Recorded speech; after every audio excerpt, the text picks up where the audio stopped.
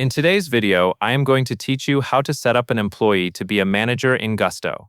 To get started, make sure you are signed in to your Gusto account and you are on the main dashboard. The first place you will go is the left sidebar. Look for the section labeled People and click it. This is where Gusto keeps your team and collaborator records, and it is also where you can update roles and reporting relationships. After you click People, select Collaborator.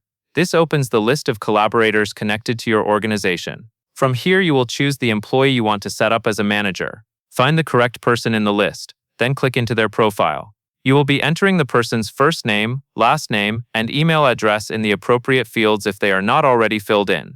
Take your time and double-check spelling, because this information is used for invitations, notifications, and accurate record keeping.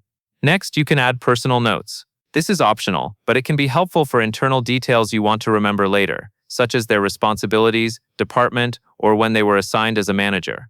Keep notes clear and professional, since they are meant to support your internal workflow. After that, look for the field related to their relationship to your organization. In that field, type Manager.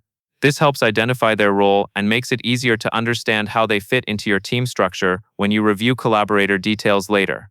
Then move to the Reports to dropdown. Click the dropdown and select the person this manager should report to.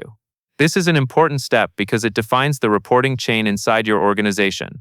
Choosing the correct supervisor helps keep responsibilities clear, and it supports consistent approvals and communication. Finally, save the collaborator.